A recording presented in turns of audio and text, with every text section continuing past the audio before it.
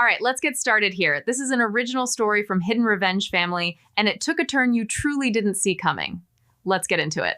I paid $50 for that dress, not because I couldn't afford more, not because I didn't know what was appropriate. I bought it because it was simple, clean, and didn't ask for attention. Navy blue, knee length, no glitter, no drama. It fit, it worked, and it didn't try to impress anyone. That was enough for me. Apparently, that was my first mistake. Scarlett had booked the most expensive bridal boutique in the county for her fitting. Crystal chandeliers, white carpet that probably cost more than my first car, champagne and tall glasses that no one actually finished. Every sales associate moved like they were part of a luxury perfume commercial. And there I was, standing by the rack in my $50 dress. Amelia, Scarlett said, dragging my name out like it tasted bad. You couldn't at least try. I looked down at myself. It's a dress, she laughed. Loud, the kind of laugh meant for an audience. Julian's mother covered her mouth politely. Two bridesmaids stared at me like I had walked in wearing a mechanic's jumpsuit. It looks like you're here to fix the air conditioning, Scarlett added. Not attend a wedding fitting, I smiled. If the air conditioning breaks, I probably could. That didn't land well. Scarlett turned slowly in front of the mirror, wrapped in a half-finished ivory gown that cost more than my truck. This, she said, touching the lace, is what success looks like.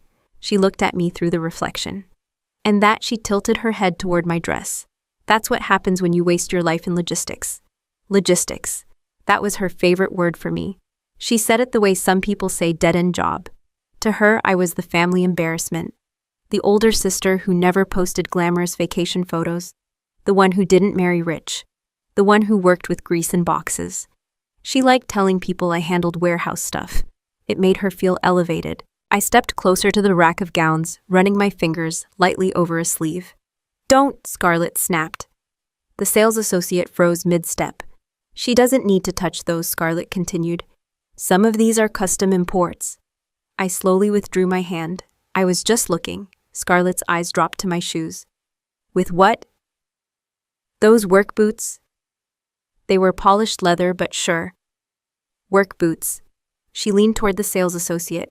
I'm serious. Please make sure she doesn't smudge anything. She works around engines. There's probably oil on her. The word oil hung in the air like I had walked in dripping from a garage. I could feel every eye in the room shift to me. My mother cleared her throat softly, not to defend me, just to reduce the tension. Amelia. She said gently, maybe just sit down, honey. Let your sister have her moment. There it was, let her have her moment. As if my existence threatened it, my father crossed his arms. You know how important this marriage is, he said.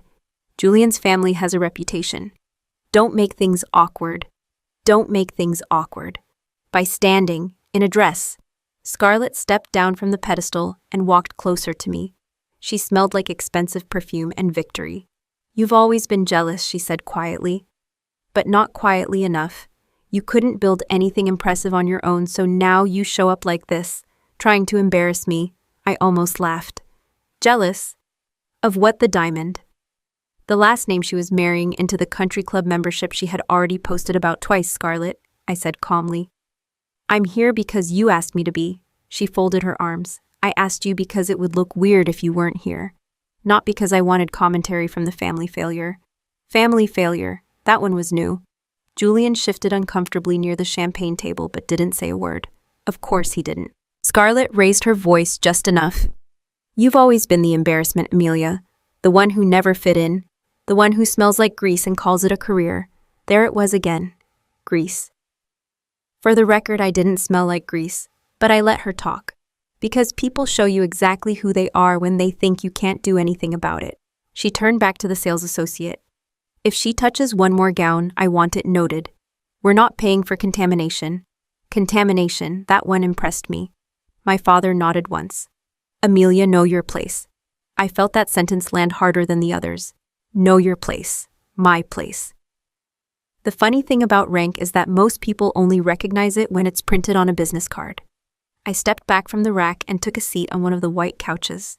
The champagne flute beside me had fingerprints on it from someone else. I didn't touch it. Scarlett went back to admiring herself in the mirror, lifting the skirt dramatically. This is the life I deserve, she said. Not some backroom inventory nightmare.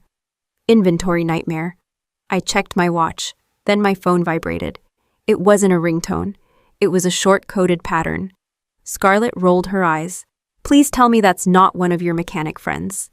I stood and stepped a few feet away, answering without looking at her. Vance. There was a brief pause. Then a calm voice. Status update required. Confirm phase alignment. I kept my tone even. Phase alignment verified. Delta channel secured. No civilian exposure. Behind me, Scarlett whispered loudly to one of her bridesmaids.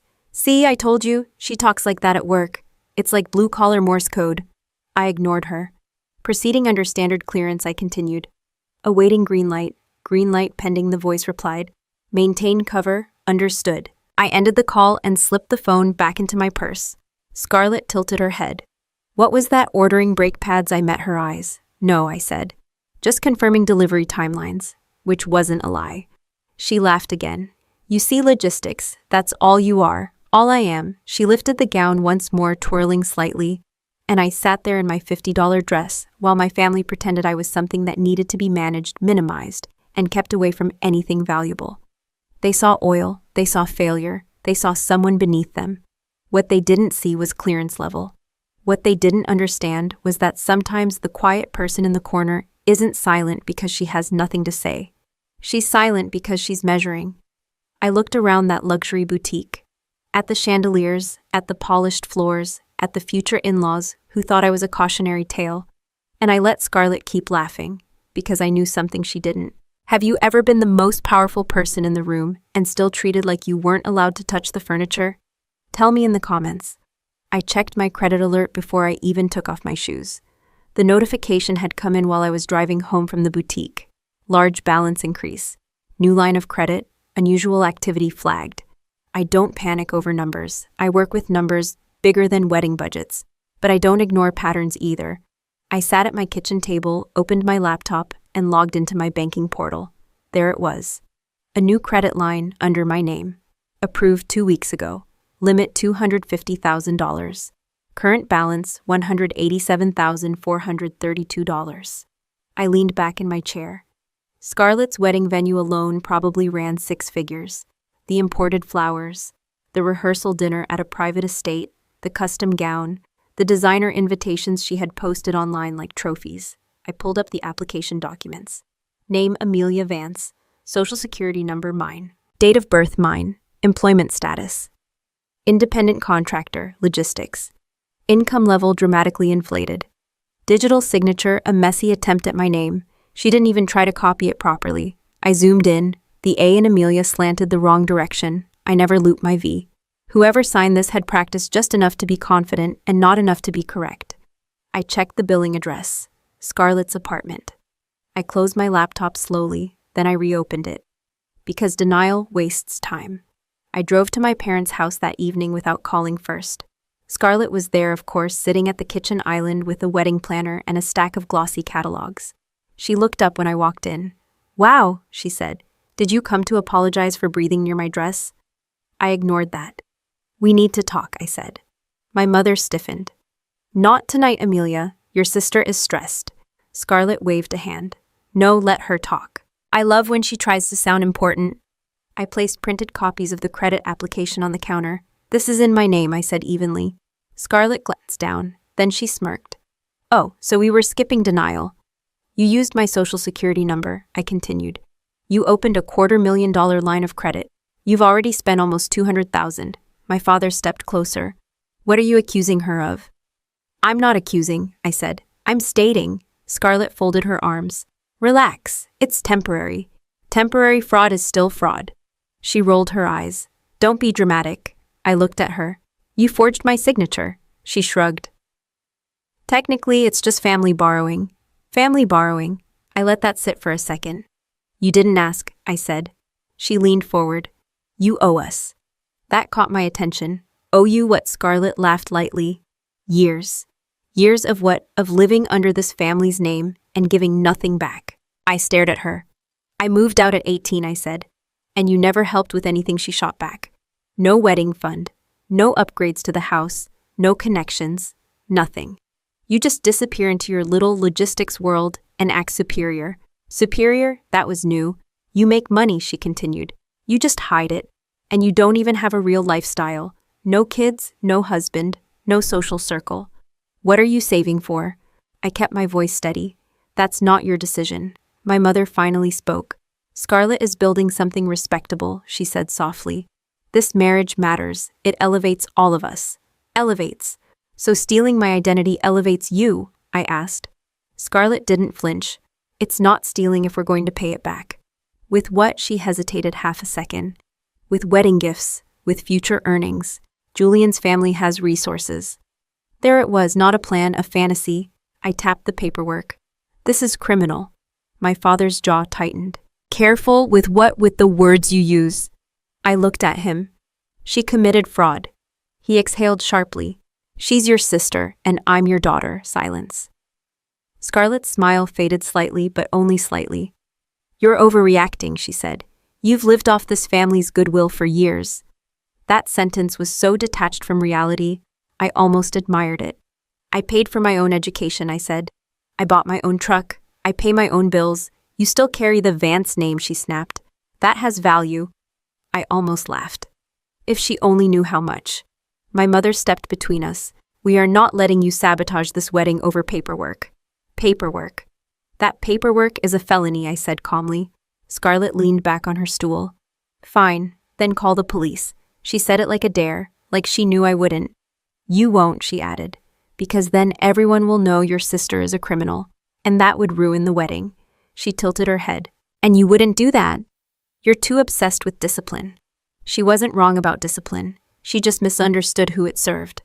My father cleared his throat. This house, he said slowly, needs unity right now. I knew that tone. He wasn't done. You still have the cabin, he continued. The one your grandfather left you. I felt something shift. Yes, I said carefully. He nodded once. We've been discussing it. We. Scarlett and Julian could use it as a wedding gift. It's small, but the land has appreciated. It would be a meaningful start for them. I stared at him. That house is legally mine. My mother's voice hardened. You don't deserve it more than your sister. There it was, she's building a family, my father said. You're working? So you're going to take it, I asked. It's in the family, he replied. We can transfer it properly. Don't make this ugly. Don't make this ugly. I looked around the kitchen I grew up in. Same tile floor, same clock on the wall, different people. Scarlett crossed her legs and smiled at me. See, problem solved. Solved. She had stolen my identity, racked up 6 figures in debt. And now my parents were offering her my inheritance as a bonus, and they thought I was the problem. I gathered the papers calmly. You're not angry? Scarlett asked, almost disappointed. No, I said, because anger is loud. And I don't work loud. I walked to my car, sat in the driver's seat, and pulled out my phone. First, I took high-resolution photos of every page, close-ups of the forged signature, the IP address listed on the application, the billing address tied to Scarlett's apartment. Then I opened a secure contact line. The number wasn't saved under a name. It didn't need to be. When the call connected, I spoke evenly. I need legal containment on a domestic fraud case, I said. High priority, sensitive exposure risk. There was a pause. Understood, the voice replied. Civilian, for now. Evidence collected. Proceed not yet, I said. I want monitoring in place first. Copy that. I ended the call. Through the windshield, I could see the kitchen light still on, Scarlett laughing, my parents hovering. They thought I was cornered. They thought I had nowhere to go. They thought I needed their approval. I started the engine. They had just committed a crime using the wrong name, and they had no idea who that name actually belonged to. I unlocked the glass cabinet and took the uniform out with both hands. It hung exactly where I had left it months ago, pressed, metals aligned, not for display. For memory, I don't keep many sentimental things. That uniform is one of them. Officially, I work in logistics. Unofficially, I oversee special operations supply integrity for a classified task force. My job is to find where money leaks, where equipment disappears, where someone decides profit matters more than soldiers. Rank general, age younger than most people expect. Visibility, almost none. You don't put someone like me on a billboard. You bury them in spreadsheets and let them follow the money until it leads somewhere uncomfortable. 3 months ago, it led to a private defense subcontractor with irregular shipment patterns. 2 months ago, it led to a shell company routing surplus equipment into civilian resale markets. 1 month ago, it led to a financial name attached to procurement approvals. Julian Mercer. The same Julian who now practiced wedding vows in my parents' living room. At first, I thought it was coincidence. Mercer is not a rare last name. Then I saw his photo attached to internal documentation. Same face, same careful smile. He wasn't the mastermind. He wasn't that smart. But he was positioned perfectly between approval signatures and vendor contracts. A connector. A clean public image shielding dirty paperwork. And now he was marrying my sister. I put the uniform back inside the cabinet and locked it. My cover worked because it was boring. Logistics manager, supply chain consultant, the kind of job no one asked questions about. Scarlett never cared what I did as long as it sounded unimpressive. That weekend, my parents hosted a pre-wedding dinner. Julian was there, charming as ever, shaking hands like he was running for office. I watched him from across the room. He avoided eye contact with me.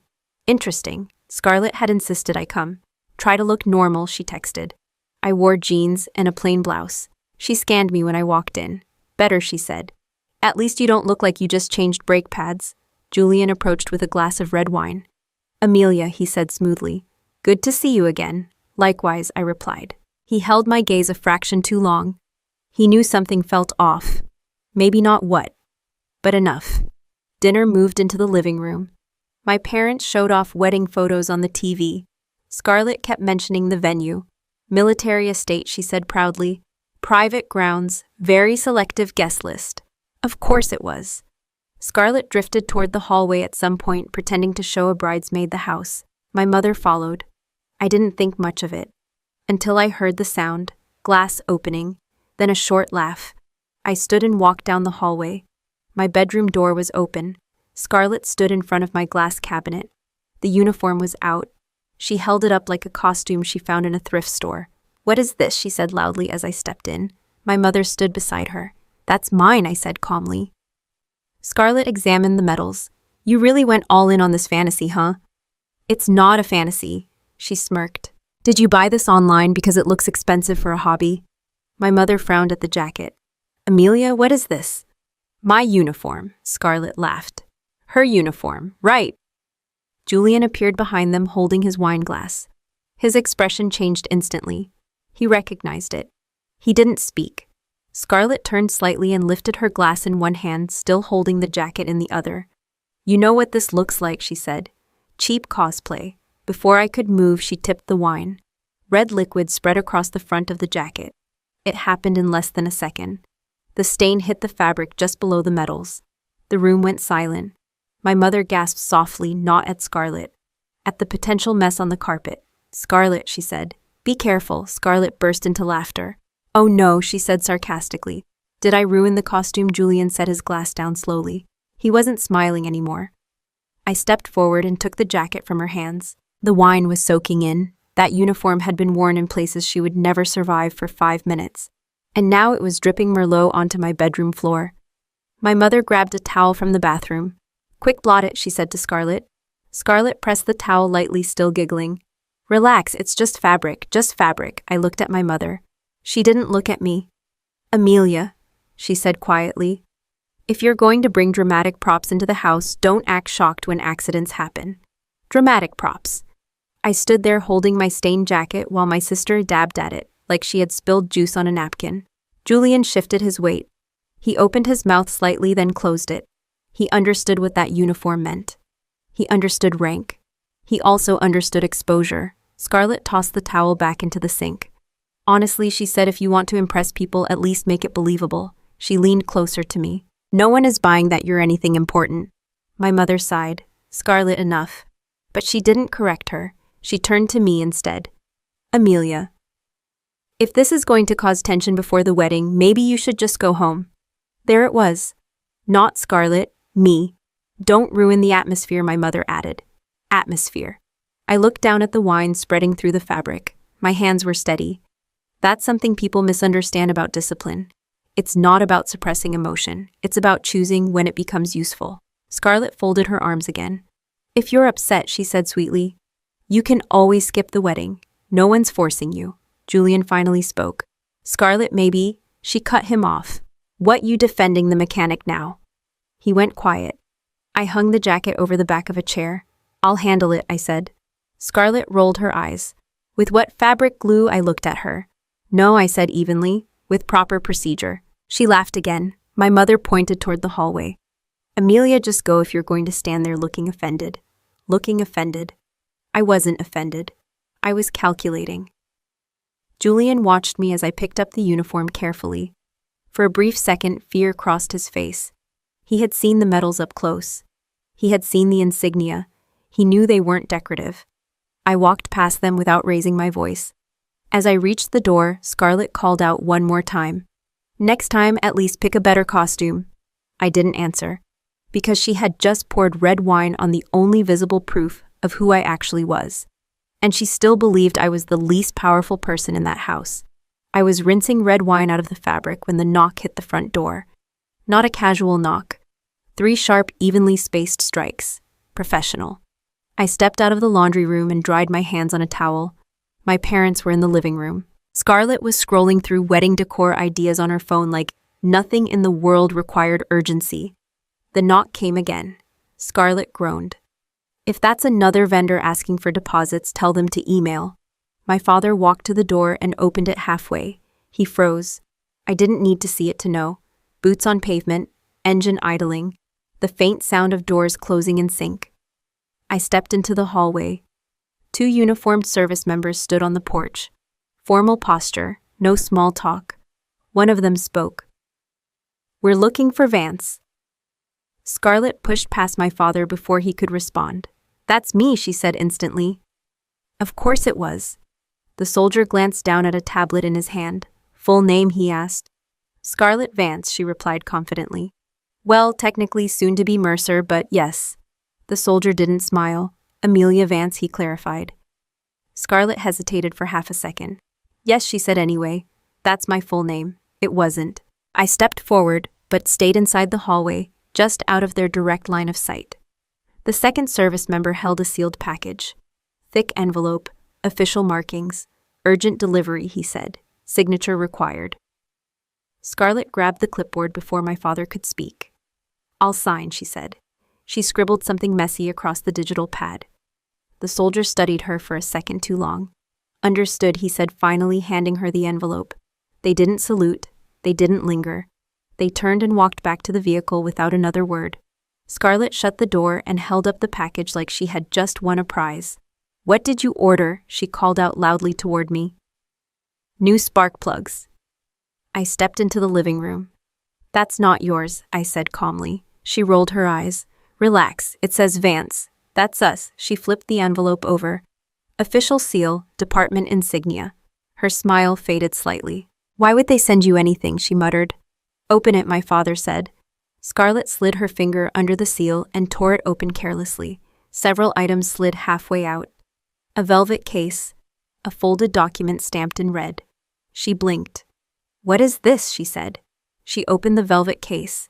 Inside was a medal, not decorative, not fake, not subtle.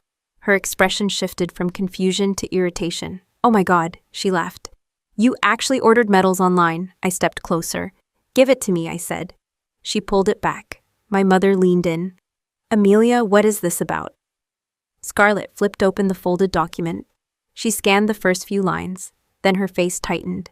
This looks official, she said quietly. I didn't reach for it. I waited. My father took the document from her hands. He read silently, his face drained of color. What is this? He asked. It's addressed to me, I said evenly. Scarlett shook her head. No. It says, General Amelia Vance. She laughed nervously. Is this a joke? No one else was laughing.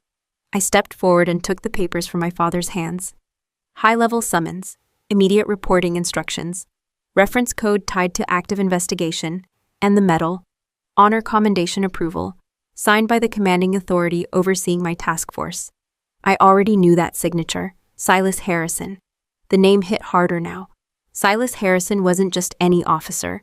He was the father of the man about to marry my sister, Admiral Silas Harrison, Julian's father. Years ago, before he became an admiral, he was deployed overseas in a volatile region where supply routes kept getting compromised. I was younger then, not yet at my current rank. still moving fast through assignments most people twice my age couldn't handle. We were ambushed during a convoy reroute. Improvised explosives, faulty intel. He was pinned behind a disabled vehicle while rounds hit metal inches from his position. I coordinated extraction under fire and physically pulled him clear when his leg got trapped under debris. He never forgot that. I never brought it up. The commendation inside that envelope wasn't about one moment. It was about years of operational integrity. And now that same man was hosting a wedding for his son inside a military estate. My sister's wedding. Scarlett stared at me. This is ridiculous, she said. General, you... She looked at my parents for backup. They didn't answer. My mother finally spoke, her voice tight. Amelia, explain. I held the document steady. I don't discuss my work, I said. Scarlett snorted. Because there is no work. She walked to the kitchen trash can and tossed the velvet case inside. The metal landed against coffee grounds and paper towels. There, she said. Problem solved. The room went silent again. I walked past her, opened the trash lid, reached in without hesitation. Scarlett stepped back slightly. I pulled the case out, wiped it clean with a napkin, and closed it. Then I folded the summons letter carefully. You're insane, she said. No, I replied calmly. You're careless, she pointed at me. You're not a general, you're barely employed. My father swallowed. Amelia, is this real? I looked at him. Yes, he stared at the insignia on the metal, then at the document, then at me. Scarlett shook her head violently. This is some elaborate stunt. You're trying to intimidate us before the wedding. I don't need to intimidate anyone, I said. She folded her arms. Julian's father is an admiral. We know real rank. So did I. I slipped the medal back into the case. Scarlett's voice rose slightly. If this was real, why would they deliver it here? Because this is my registered permanent address, I answered. That shut her up for half a second. My mother stepped closer. Why didn't you tell us? Because it wasn't relevant, I said. Scarlett laughed again, but it sounded forced. It's very relevant if you're pretending to outrank my future father-in-law. I held her gaze. I'm not pretending. Silence. Scarlett's jaw tightened. You're not going to show up to my wedding and embarrass us with this fantasy, she said. I picked up my phone and checked the timestamp on the summons. Immediate presence requested within 48 hours, which meant coordination was accelerating, which meant Julian's file had likely moved up the chain. Scarlett stepped closer, lowering her voice. If you think you can ruin this for me, I'm not ruining anything, I said. You're doing that on your own. She scoffed. You really think anyone important is going to salute you? I didn't answer, because I already knew the answer to that. And so did the man who signed that document. The same man who would be standing at the front of that estate in a few days, waiting for his son to get married. I authorized the freeze at 0700 sharp. No drama, no raised voice. Just procedure. I sat at my desk with 3 screens open. One showed the fraudulent credit account. One showed transaction logs. The third showed a secure line waiting for confirmation. Trigger civilian financial containment, I said calmly. Scope, the voice on the other end asked. All accounts opened under my identity. Within the last 60 days. Full audit, immediate suspension, collateral impact. Acceptable. There was a pause. Confirmed. Locks initiating. I watched the activity status change in real time. Card 1 restricted. Card 2 frozen. Supplementary digital wallet disabled. Luxury vendor credit extension under investigation. Scarlett had been spending like the money would regenerate overnight. Deposits for floral designers, custom rehearsal dinner menu, imported champagne, a $10,000 dinner reservation for the night before the wedding. That one caught my attention. I leaned back slightly. Perfect. The rehearsal dinner was being held at a private restaurant downtown. Exclusive. Prepaid minimum spend. Scarlett had bragged about it for weeks. If you're going to marry into prestige, she had said, you have to look like you belong. Belong. By the time I closed my laptop, the wall was already built. She just hadn't walked into it yet. That evening I arrived at the restaurant exactly on time. Simple black dress, hair pulled back, no effort to impress anyone. The host greeted Scarlett like royalty. Ms. Vance, he said with a polished smile, your private room is ready. She squeezed Julian's arm. See standards. Julian glanced at me once briefly. He looked tired.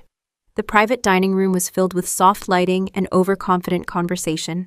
Julian's extended family, a few officers, friends who liked posting photos of wine glasses more than drinking from them. Scarlett took the head of the table. I sat near the end. Menus were decorative. The meal had already been selected, curated, she called it. Scarlett stood and raised her glass halfway through the second course. To legacy, she said proudly, to new beginnings, and to finally stepping into the world we deserve. Her eyes flicked toward me on that last sentence. I sipped water. The bill was prearranged for automatic processing at the end of service. Scarlett had made sure everyone knew she had it covered.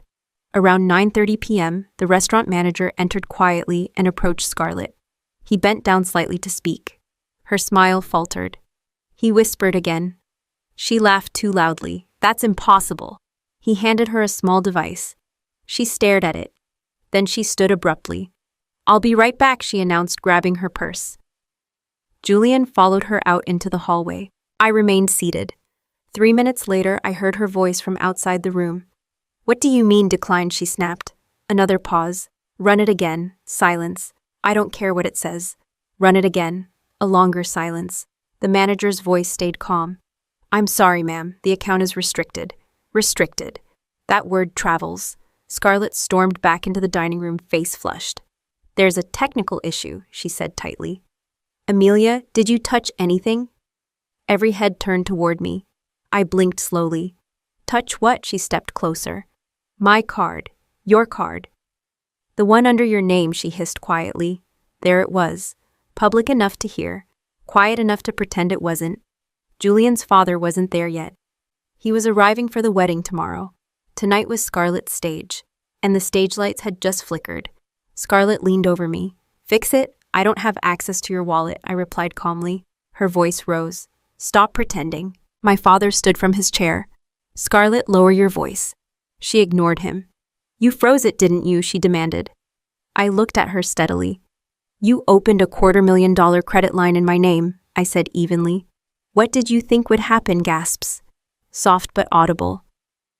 Julian's mother stiffened. Scarlett's face changed instantly, rage replacing panic. You're jealous, she snapped. You can't stand that I'm marrying up. Marrying up, I'm protecting my identity, I replied. She leaned closer. You owe this family, she said through clenched teeth. You've lived off our name your whole life. I almost smiled. The manager hovered awkwardly near the door. Ma'am, he said carefully. We do require payment this evening. Scarlett's breathing became sharp.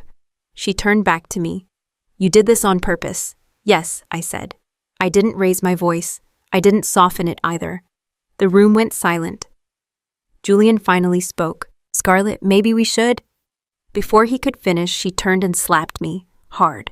The sound cracked through the room. My head tilted slightly from the impact. I tasted blood immediately. Someone gasped.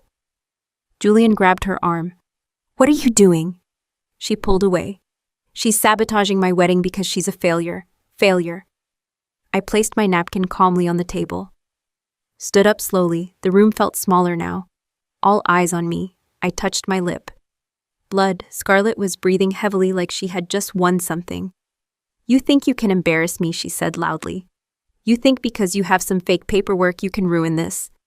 I looked at her, then at the table, then back at her. No, I said quietly. I picked up a clean napkin from the sideboard and pressed it to my lip. I froze the accounts because they're mine, I continued evenly. And tonight is the last time you spend my money. Her face drained of color. Julian stepped back slightly. My father looked like he had swallowed something sharp. The manager cleared his throat. We can split the payment across multiple methods if necessary. Scarlett stared at me like I had just dismantled her entire future. You're disgusting, she said. No, I replied calmly. I'm done. There's a difference. I reached into my purse and placed my personal card on the table.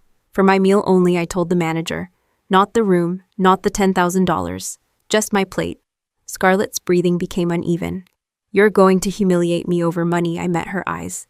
You already humiliated yourself. Julian ran a hand through his hair. This isn't helping, he muttered. Helping. Interesting word choice.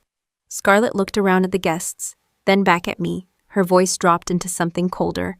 This isn't over, I believed her, because she still thought this was about pride.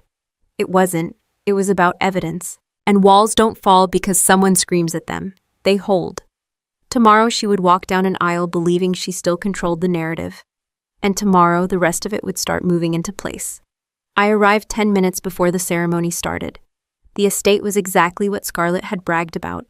Wide stone driveway, perfectly trimmed hedges, security at the gate checking names against a printed list, flags positioned with mathematical precision along the entrance, military property, maintained properly.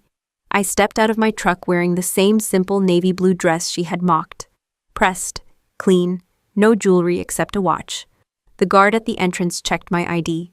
He paused for a fraction of a second when he saw my last name. Then he handed it back without comment. Inside the courtyard was full of people who dressed like they understood legacy.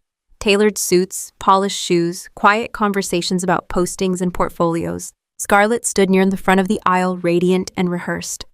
Ivory gown, perfect makeup. Smiling for photos. She saw me. Her smile tightened just slightly. Good. An usher approached me with a polite but distant expression. Name Amelia Vance. He scanned the list. Another pause. I'm sorry, he said carefully. Family section is full. I glanced toward the front rows. There were 2 empty seats beside my parents. I'll sit there, I said. He shifted uncomfortably. Those are reserved. For family, I replied. He cleared his throat. You've been placed in general seating. Last row, right side. Placed. I looked at him steadily. By whom? Instructions were provided by the bride. Of course they were. That's fine, I said. He seemed relieved I wasn't arguing. I walked down the aisle, not toward the front, but all the way to the back. The last row. Folding chairs slightly less polished than the rest. A few distant relatives. A couple of vendors. Someone's +1 scrolling on their phone. Perfect.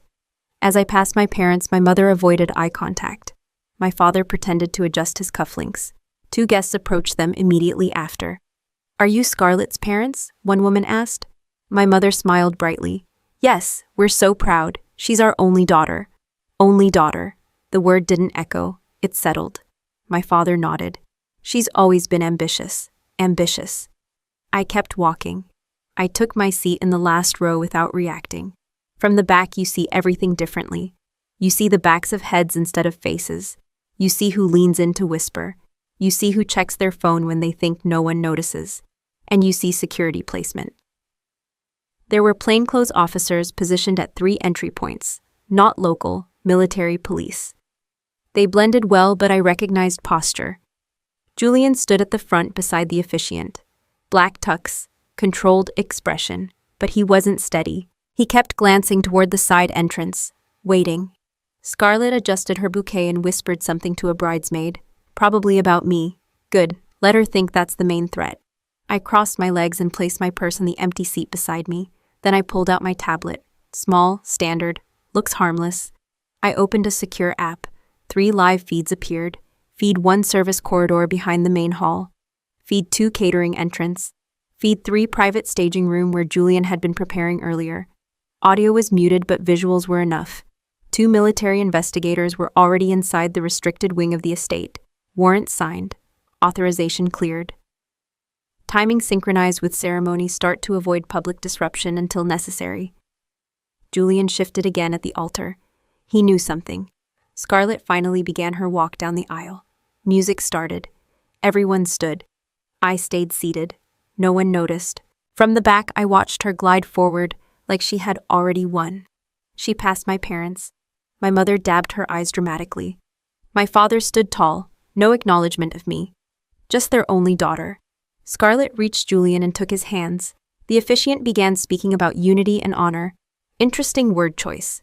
On my tablet, one of the investigators reached the staging room door. Knocked once, entered. Julian's face changed almost instantly. Scarlett didn't notice at first. She was too focused on her moment. The officiant asked if anyone objected. No one spoke. I didn't need to. This wasn't about interrupting a ceremony. It was about timing.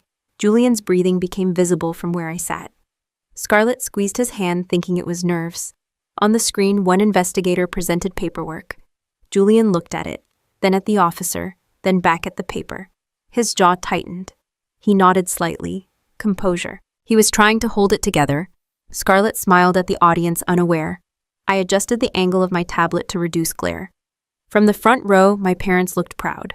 From the last row, I could see the officers positioning themselves near the main doors. The officiant asked Julian to repeat his vows. His voice wavered. Scarlett laughed lightly, assuming emotion. On the screen, handcuffs were visible, not applied yet. Protocol required final confirmation. Julian glanced toward the back of the hall. His eyes met mine. Just for a second. He understood now. Not everything, but enough. Scarlett followed his gaze and finally noticed me sitting in the last row. Alone, calm, not reacting. She smirked, slightly misreading the situation. She still believed seating defined importance. My tablet buzzed once. Final authorization. I tapped the confirmation icon. From the side entrance, 2 uniformed military police stepped inside the hall. Not aggressively, just present. The air shifted. Guests noticed. Whispers began. Scarlett squeezed Julian's hands again. "What's wrong?" she whispered, barely audible. He didn't answer.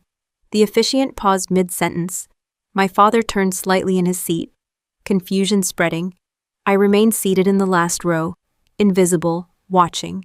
Because sometimes the most powerful position in the room isn't the front. It's the one where you can see the entire board. I kept my hands folded on my lap, as the officiant asked if anyone objected. Silence filled the courtyard. It wasn't dramatic silence. It wasn't movie silence. It was polite, expectant silence. The kind people use when they're sure nothing will interrupt a perfectly planned life. I now ask, the officiant said clearly. If anyone here has cause to object to this union, speak now or forever hold your peace. My name did not move toward my throat. I didn't stand. I didn't clear my voice. I stayed seated in the last row. Scarlett's chin lifted slightly. She glanced back just to check. She expected me to do something dramatic, to stand up and yell, to make myself look small. I didn't. Julian, however, stopped breathing normally. From where I sat, I could see the change in his shoulders, tight, rigid. He wasn't looking at Scarlett anymore. He was looking past her, toward the main entrance. 2 military police officers stood just inside the archway, not drawing attention, not speaking, just visible enough. Julian swallowed. The officiant waited. Scarlett squeezed his hand and whispered something with a smile that didn't quite reach her eyes. "Relax," she mouthed. He nodded stiffly. The officiant moved on. "Julian, do you take—" Julian's voice cracked before he even reached the first word. He stopped. Scarlett laughed softly into the microphone. "Nerves," she said to the guests. "He's emotional." Polite laughter followed. Julian glanced back again. This time one of the officers met his eyes. Not aggressive, just present. Julian's fingers trembled. Scarlett felt it. She tightened her grip and whispered, "What is wrong with you?" The officiant cleared his throat, trying to recover the rhythm. "Julian," he repeated. "Do you take Scarlett? I need a second," Julian said suddenly. That wasn't part of the script. A ripple moved through the crowd. Scarlett's smile froze. "What are you doing?" she hissed quietly. Julian stepped slightly away from her. His father was seated in the second row, posture straight, expression unreadable. Admiral Silas Harrison had arrived quietly before the ceremony began. No dramatic entrance, no announcement. He hadn't acknowledged me. He hadn't needed to. He was watching his son carefully. Julian's gaze drifted again to the officers. They hadn't moved, but their presence was heavy. Scarlett followed his line of sight. She saw them. Her smile faltered. "Why are there military police here?" she whispered. Julian didn't answer. The officiant tried again. "Shall we continue?" Julian inhaled sharply. He started again. Nothing came out. Scarlett's face flushed. She turned slowly toward the audience. Her eyes landed on me in the last row. Of course they did. She needed a target. Her voice shifted from sweet to sharp in seconds. "Look at her," she said, suddenly loud enough for the microphone to catch it. Every head turned. I didn't move. "She's sitting back there like she belongs here," Scarlett continued. "Like she understands this world." Murmurs began. Julian's father did not move. Scarlett pointed slightly in my direction. "This is what happens when you let people who've never achieved anything pretend they're equal." My mother shifted uncomfortably but said nothing. My father stared straight ahead. Scarlett's voice grew stronger with every word. "She thinks because she plays dress-up with fake medals she can walk into places like this." The guests exchanged confused looks. Scarlett's smile twisted. "Look at you," she said directly at me. "This is a world you will never step into with those grease-covered hands." There it was, the final insult. Public, clear, designed to reduce me. The crowd waited. They expected me to react, to defend myself, to stand up and argue. I didn't. I stayed seated, hands still folded, expression neutral. Julian was no longer listening to Scarlett. He was staring at the officers again. One of them took a single step forward. Not enough to alarm the guests. Enough for Julian to understand timing. Scarlett mistook his fear for embarrassment. She laughed into the microphone. You see, this is what success looks like. Not hiding in warehouses. Warehouse. Interesting how consistent her imagination was. Silence followed her statement. Not applause, not agreement, just quiet. Because even people who don't know the truth can sense when something doesn't fit. Julian's breathing became uneven. He looked toward his father. Admiral Harrison's jaw tightened slightly. He didn't look at Scarlett. He looked at his son. Scarlett stepped closer to Julian, lowering her voice, but still audible through the mic. If you're freaking out because of her, don't, she said.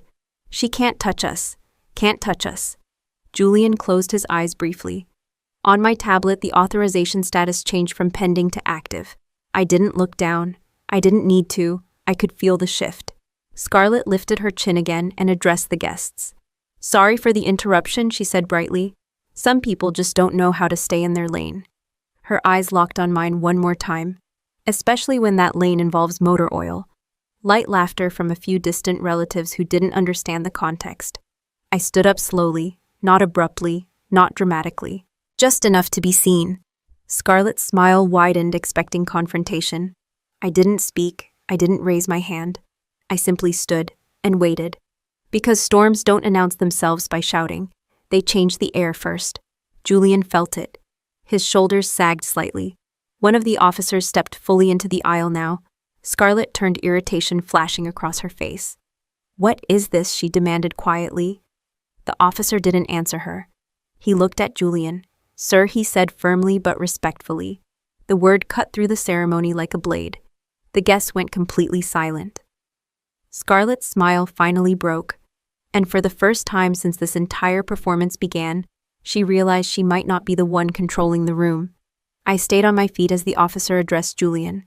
Sir, he repeated, calm and controlled. We need a word. Scarlett turned fully toward him. Excuse me, this is a wedding. The officer didn't look at her. Julian's voice came out thin. Can this wait? No, sir, the officer replied. It cannot. The guests were no longer whispering. They were staring. My mother half rose from her seat, confused. My father's face had lost all color. Scarlett grabbed Julian's arm. What is happening? Before anyone could answer, another movement at the entrance shifted the energy completely. Every officer in the aisle straightened. Not subtly, automatically. A figure stepped through the archway, dress uniform, decorations aligned. Authority carried without effort. Admiral Silas Harrison. He had not been seated when the ceremony began. He had arrived moments ago quietly through a side entrance. Now he walked forward with measured steps. Scarlett exhaled in relief. Oh, thank God, she whispered. His father will handle this. Julian looked anything but relieved. The Admiral did not look at his son. He did not look at Scarlett. His eyes moved once across the room, scanning, measuring. Then they locked onto the last row. On me. He changed direction without hesitation. The officers in the aisle stepped aside instinctively. Guests turned in their chairs to follow him. Scarlett frowned, confused. Dad, Julian called softly. No response. Admiral Harrison walked the full length of the aisle, past the first row, past my parents, past the polished shoes and stunned faces. He stopped directly in front of me. For a brief second, the entire courtyard was silent. No music. No whispers, just the sound of wind moving across open stone. He looked at me, not surprised, not amused, respectful. Then he stepped back half a pace, brought his heels together, spine straight, right hand raised sharply to his brow in a precise military salute. General Vance, ma'am, he said clearly. I didn't know you were back from the mission. The words didn't echo, they landed, hard. Scarlett's bouquet slipped from her hands and hit the ground. White flowers against stone. Julian went pale. My mother made a small sound, not quite a gasp, not quite a cry. My father stood completely still, like someone had unplugged him. Every officer present snapped into attention immediately, including the 2 military police near the aisle. The guests didn't fully understand what they were seeing, but they understood enough.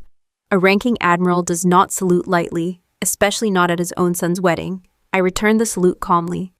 "Admiral," I replied evenly. I lowered my hand first as protocol required. He followed. Scarlett looked from him to me and back again. "This is insane," she whispered. "This is a joke." No one laughed. Julian's breathing became shallow. "Dad," he tried again, voice cracking. "What is going on?" Admiral Harrison didn't look at him immediately. He kept his eyes on me. "Status?" he asked quietly. "Operational," I said. "Containment in progress." He gave a single nod. Then he finally turned toward his son. Julian stepped back instinctively. Scarlett grabbed his arm again. "Can someone explain why my future father-in-law is saluting my sister?" No one answered her. My mother stood up slowly. "Amelia," she said faintly. "What is this?" I looked at her without anger. "This is my job." My father shook his head slightly. No, that's not possible." Scarlett's voice rose sharply. "She works in logistics." A faint murmur passed through the officers near the entrance. Admiral Harrison's expression did not change. "General Vance oversees Special Operations Supply Integrity," he said calmly, addressing no one in particular. "Her authority exceeds mine in this matter. Exceeds mine." The phrase moved through the crowd like a shockwave. Scarlett's lips parted, but no words came out. Julian looked like he might collapse. My mother stared at me as if I had turned into someone else. "General," my father repeated quietly. "Yes," I said. Scarlett laughed once sharp and hollow. "You expect us to believe that Admiral Harrison turned his gaze to her for the first time? It wasn't cruel, it wasn't loud, it was final." "Belief is not required," he said. The military police stepped forward again. Julian Mercer, one of them, said formally, "You are being placed under investigation for procurement fraud and misuse of federal resources." Gasps, now real ones. Scarlett's grip tightened on Julian's sleeve. "This is a misunderstanding." Julian didn't argue. He didn't protest. He didn't deny it. He just looked at me, not angry, not shocked, resigned. Admiral Harrison spoke quietly to him. "You were warned." Scarlett shook her head violently. No, this is because of her. She did this. She's jealous." I met her eyes calmly. "I don't have to be jealous of something built on theft," I said. My mother pressed a hand to her mouth. My father looked between us like he was trying to rebuild reality in real time. Scarlett's voice trembled now. "You humiliated me, in front of everyone." I glanced around the courtyard. I didn't say a word, I replied. And that was true. Admiral Harrison stepped slightly aside to give the officers room. Julian allowed them to take his wrists without resistance. Handcuffs clicked. The sound was small, but final. Scarlett stared at the metal like it had personally betrayed her. "You said this world was ours," she whispered to Julian. He didn't answer, because the world she thought she was marrying into operated on rules she never bothered to understand. My parents remained frozen. My mother finally looked at me and said, barely audible, "Why didn't you tell us?" I held her gaze. "You never asked." Scarlett looked down at her ruined bouquet, then back up at me. Her face had gone completely white. "You were never beneath us," she said slowly. "No," I replied. Admiral Harrison adjusted his cuffs and looked at me again. "Welcome back, General," he said quietly. I nodded once. The ceremony arch still stood behind them. Flowers still arranged, chairs still aligned, but the illusion had collapsed. And this time I hadn't needed to raise my voice to do it. I stepped fully into the aisle once the handcuffs were secured. Not as the sister in the last row, not as the embarrassment, as the ranking officer in charge of the operation. "Escort him," I said calmly. The military police didn't hesitate. Julian looked at me one last time. "You knew," he said quietly. "Yes," I replied. They guided him down the aisle he was supposed to walk as a groom. Guests moved their chairs out of the way. No one spoke now. There was no room left for commentary. Scarlett grabbed his sleeve again. "You can't take him like this. This is a wedding," one of the officers answered her evenly. "This is a federal matter." She turned on me instead. "You planned this." "Yes," I said. Her voice broke. "To ruin me." "No," I corrected. "To stop a crime." Admiral Harrison remained still, his face controlled but heavy. He wasn't defending his son. He wasn't defending her. He understood chain of command. Julian was escorted out through the same entrance where the officers had first appeared. The sound of the estate gates closing in the distance carried more weight than any vow ever spoken there. Scarlett stood in the center of the aisle in her wedding gown, breathing unevenly. Her makeup had started to crack at the edges. "This isn't over," she said weakly. "It is for him," I replied. She looked around at the guests, searching for support. No one moved, because this wasn't gossip anymore. It was evidence. I turned to my tablet and tapped the next file. "Scarlett Vance," I said clearly. Her head snapped toward me. "What now?" I walked closer but kept distance between us. "You opened a credit line under my identity," I said evenly. "You forged my signature. You rerouted billing addresses. You attempted to transfer inherited property without legal authority." My father flinched. Scarlett shook her head. "That was family business." "No," I replied. "That was fraud." I held up my tablet so the nearest guest could see. Copies of the application, digital timestamps, IP address linked to her apartment, screenshots of her messages discussing the cabin transfer. "I have already submitted this to federal legal review," I continued calmly. Scarlett's voice dropped. "You wouldn't." "I did." She stepped toward me. "You're my sister." "Yes," I said. "And you stole from me." Her composure finally shattered. She dropped to her knees in the middle of the aisle. The white fabric of her gown spread around her like something collapsing. "Please," she said, her voice breaking. "I didn't mean it like that. I just needed help." "I thought you owed me." I looked down at her. "No one is owed theft," I said. She reached for my hand. I didn't offer it. "I'll fix it," she insisted. "I'll pay it back. I'll cancel everything. You already spent it." My mother rushed forward. "Amelia, please. She's your sister. Don't destroy her life." I met her eyes calmly. She tried to destroy mine. My father stepped in front of Scarlett as if he could shield her. "We can settle this privately," he said urgently. "There's no need to escalate." "It's already escalated," I replied. Scarlett's shoulders shook. "You're heartless," I answered evenly, loud enough for everyone to hear. "In the military, we do not tolerate betrayal." The words didn't need volume. They carried on their own. Scarlett's hands dropped to her lap. For the first time in her life, she understood that charm didn't override consequences. I turned to the nearest officer. "Ensure the fraud file proceeds through civilian prosecution channels," I said. "Full documentation attached." "Yes, ma'am," he replied immediately. My parents froze again at the word. "Ma'am." Not sarcastic, not dismissive, official. Scarlett stared at me like she didn't recognize the person in front of her. "You were never beneath me," she whispered. "I was never competing," I replied. Admiral Harrison stepped closer. "This estate is no longer available for private use," he said quietly to the staff. "Clear the grounds." Within minutes, the guests began leaving. No music, no celebration, just controlled exit. Scarlett remained kneeling long after most people had gone. My mother crouched beside her. My father stood a few steps back, defeated. I looked at them all once. "I'll be reclaiming the cabin this week," I said calmly. "The deed remains in my name." My father opened his mouth to argue, then closed it, because he knew they had gambled everything on an illusion and lost. I turned toward the exit. Scarlett's voice followed me, small now. "You can't just walk away from us." I stopped briefly but didn't turn around. "I'm not walking away," I said. "I'm stepping forward." Outside, the air felt different, quieter, cleaner. The estate gates stood open. My truck waited exactly where I had parked it. No escort needed. No announcement. I looked up at the sky for a second before getting in. No fireworks, no dramatic music, just space. For years I had allowed them to define me as small because it kept operations simple. But silence is not weakness, it's strategy. I started the engine. Behind me, a fake empire had collapsed under its own lies. Ahead of me was work, real work, the kind that doesn't require applause. As I drove away from the estate, I didn't feel revenge. I felt clarity. Rank can be hidden, honor cannot.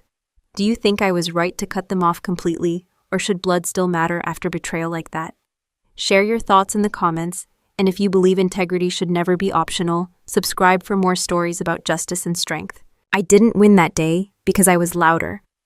I won because I was prepared. People love dramatic confrontations. They love the moment when someone finally claps back. They think strength looks like shouting, slamming doors, or exposing someone in the middle of a room. That's entertainment. It's not power. When Scarlett mocked my dress, I didn't defend it. When she called me a failure, I didn't correct her. When she seated me in the last row, I didn't argue. When the officiant asked for objections, I stayed silent. That silence wasn't weakness, it was timing. Most people react emotionally when they're attacked. That reaction becomes the attacker's proof. See, she's unstable, she's jealous, she's dramatic. If I had stood up at the bridal fitting and said, "I'm a general," no one would have believed me. It would have looked desperate. If I had shouted during the ceremony, it would have looked like revenge. Instead, I let the facts arrive on their own. Here's what I've learned: when you argue with someone who has already decided who you are, you're not having a debate. You're performing for their ego. Scarlett needed me to react. My parents needed me to apologize. Julian needed me to stay quiet. I chose something different. I gathered evidence. That's the part no one claps for. There is a difference between being silent because you're afraid and being silent because you're building. Fear-based silence avoids conflict. Strategic silence controls conflict. One makes you smaller, the other makes the room wait. If you're dealing with someone who underestimates you, let them. Underestimation creates blind spots. Blind spots create openings. But here's the key: silence without action is just self-neglect. If you stay quiet and do nothing, you're not strategic. You're trapped. While Scarlett was planning centerpieces, I was documenting fraud. While she was mocking my grease-covered hands, I was tracing digital signatures. While she was rehearsing vows, I was coordinating with investigators. That's the difference. Emotion reacts, discipline prepares, and discipline is quiet. A lot of people watching this story might recognize themselves in that last row. Maybe not at a wedding, maybe at a job. Maybe you're the one who works the hardest but gets talked over in meetings. Maybe you're the one in the family who doesn't fit the image. Maybe you're the one who doesn't post your achievements because you don't need validation. And maybe people mistake that for weakness. Let them. But don't confuse letting them underestimate you with accepting mistreatment. If someone crosses a line, document it. If someone manipulates finances, protect yourself legally. If someone disrespects you publicly, respond with position, not noise.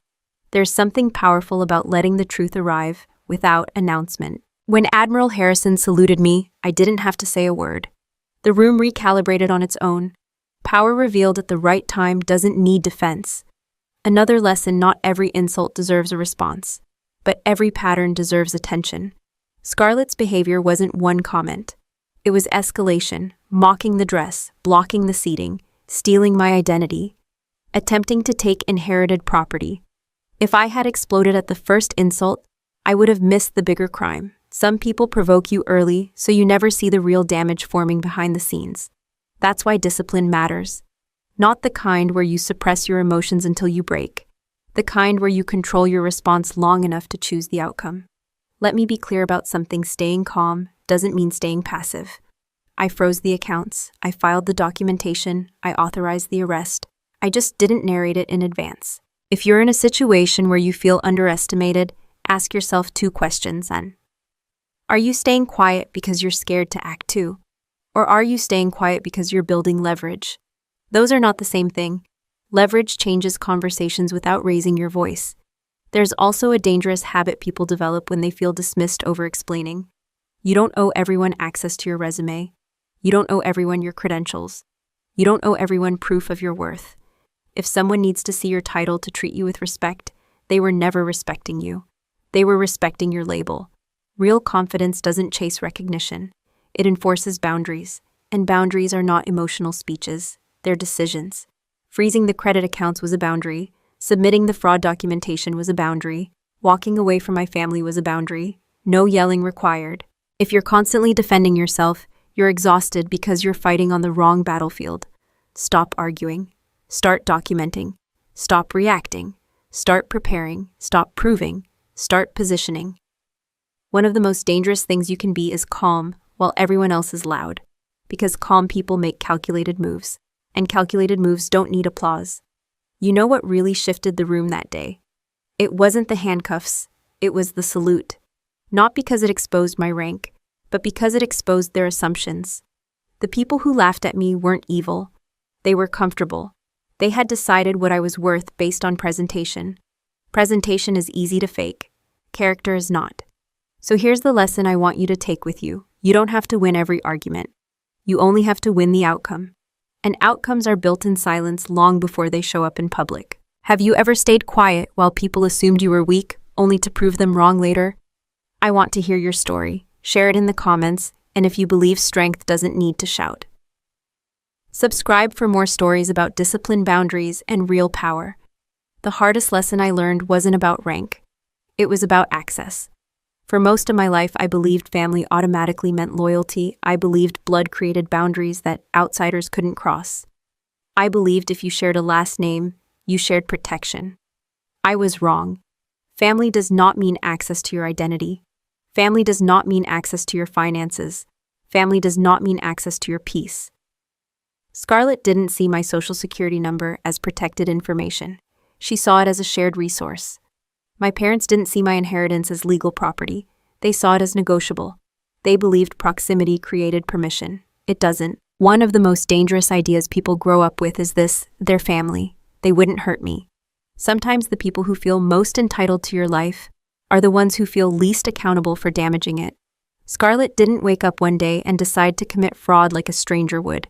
She did it gradually, first small dismissals, then assumptions, then justification. She owes us. It's temporary. It's just paperwork. It's family business. Notice something about those phrases. None of them include consent. When someone uses guilt to override your boundaries, that's not closeness. That's manipulation. I've seen this pattern outside my family too. People who are responsible, stable, disciplined, they become targets for emotional leverage. You're the reliable one, so you should co-sign. You're the strong one, so you can handle it. You don't have kids, so you don't need the money. You make more, so you should contribute more. Entitlement often hides behind compliments. You're the only one who can help. You're so capable, you don't even need it. What they really mean is, I feel entitled to what you built. Let me give you something practical. There are 3 warning signs when family crosses from connection into exploitation. First, they treat your resources as communal, but their resources as private. Scarlett saw my credit score as available, but her wedding budget was hers. My parents saw my cabin as a gift option, but their house was off limits. Second, they use shame when you say no. The moment I froze the accounts, I wasn't accused of being cautious. I was accused of being jealous, ungrateful, cold. If someone attacks your character instead of addressing the issue, they know they're wrong. Third, they assume forgiveness before asking permission. Scarlett didn't ask if she could use my identity. She assumed that if she got caught, I'd clean it up quietly to avoid embarrassment. That's not trust. That's calculation. Let me say something that might make people uncomfortable. Access is a privilege, not a birthright.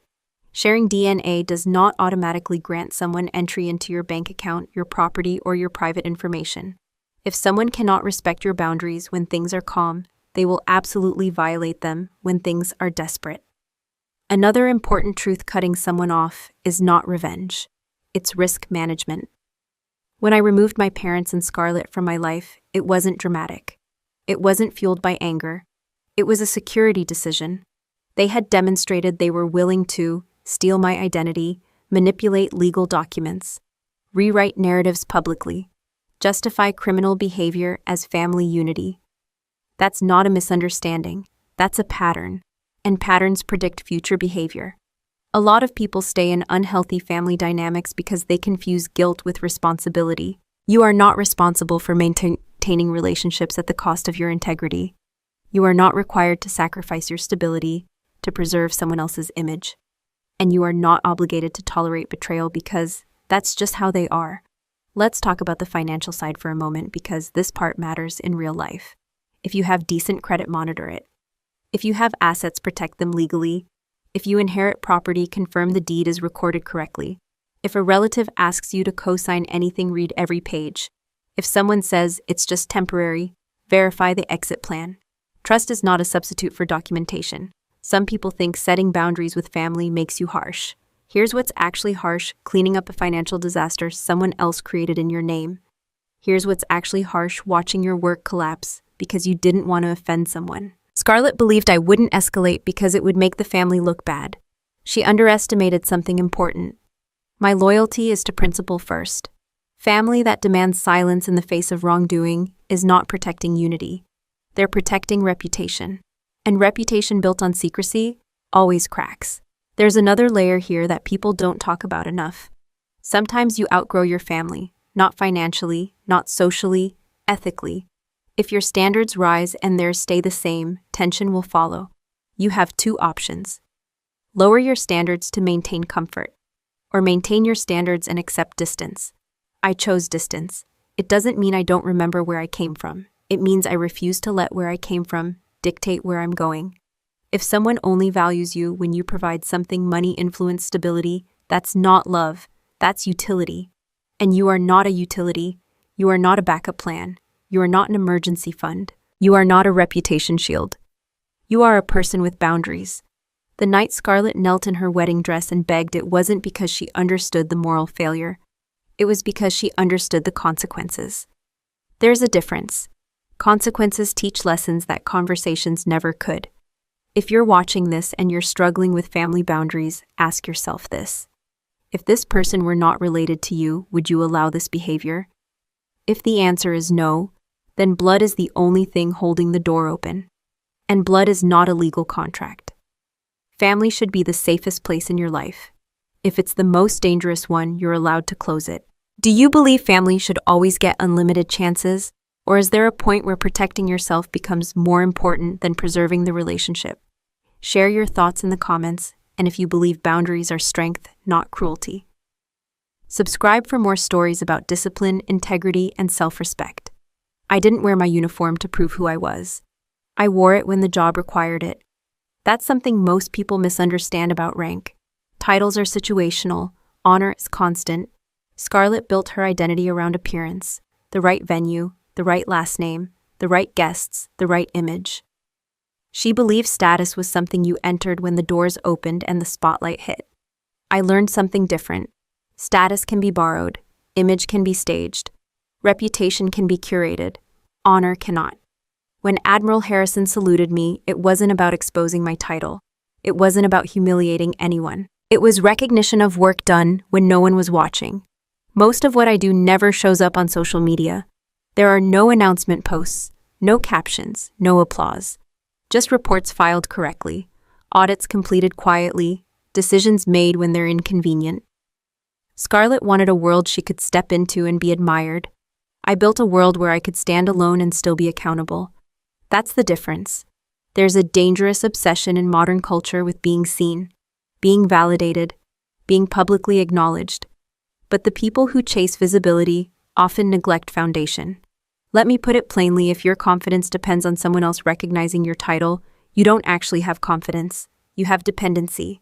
Scarlett believed marrying into rank would elevate her. But rank is not contagious. You don't inherit integrity by proximity. You don't gain discipline through marriage. And you don't absorb honor through association. Honor is built in private choices. It's choosing not to steal even when no one would notice. It's refusing shortcuts even when they're convenient. It's saying no when saying yes would benefit you immediately. When I froze the accounts, I could have done it quietly and cleaned up the mess later to keep the peace. That would have protected the image. Instead, I chose transparency. Not for revenge, for integrity. There's something else I want to say clearly. You do not need to advertise your value. If you constantly tell people who you are, you're trying to manage perception. If you consistently live who you are, perception adjusts on its own. I didn't need to correct Scarlett every time she called me a failure. The truth corrected her. People who build their identity on comparison will always need someone beneath them. Scarlett needed me to look small so she could feel large. That's fragile power. Real power doesn't shrink others to survive. It stands on competence. Here's a practical lesson you can apply immediately. Build skills that speak for you when you're not in the room. Develop discipline that doesn't require praise. Create systems in your life that protect you legally, financially, and emotionally. Don't chase environments where you need to prove yourself. Create environments where your work speaks. When everything collapsed at that estate, I didn't feel victorious. I felt steady, because none of what happened changed who I was. If the Admiral had never saluted me publicly, my rank would have remained the same. If no one ever discovered what I did for a living, the work would still matter. That's the standard you should aim for. Ask yourself this: if no one ever praised you for your effort, would you still do the right thing? If no one knew your title, would you still carry yourself with integrity? If your image disappeared tomorrow, would your character survive? Scarlett's empire fell because it relied on borrowed weight, expensive venues, inherited connections, credit she didn't earn, status she didn't build. When pressure hit, it collapsed. Character built slowly doesn't collapse quickly. Another truth: don't confuse being underestimated with being disrespected. Being underestimated can work in your favor. Being disrespected repeatedly without response becomes a pattern. The key is knowing when to reveal and when to remain unseen. I remained unseen until it served the mission to step forward. That wasn't ego, that was timing. A lot of people think strength is loud. It isn't. Strength is consistent. It shows up when it's inconvenient. It follows rules even when shortcuts are tempting. It holds standards even when no one else does. And here's something I wish more people understood. You don't have to destroy someone to prove your worth. You just have to stand firm when tested. Scarlett destroyed her own illusion by believing presentation was substance. I simply refused to participate in it. There's peace in knowing who you are without needing the room to confirm it. There's stability in building something no one can take from you. Rank can be reassigned. Wealth can disappear. Reputation can be attacked. Honor stays. That's why I didn't leave that estate feeling angry. I left feeling free. Free from pretending. Free from explaining. Free from shrinking. If you're building your life right now, focus on what remains when everything external is stripped away. Your skill, your discipline, your word. Because when titles fade and rooms empty, that's what stands. Rank can be hidden, honor cannot. If everything you've built disappeared tomorrow, would your character still stand? Share your answer in the comments. And if you believe integrity is more valuable than image, subscribe for more stories about strength that doesn't need a spotlight. Final note. This story is a work of fiction, but the valuable lessons we discuss are entirely real and continue to happen to many people every day. If this style isn't for you, that's perfectly okay. Please feel free to look for other content that better suits your needs.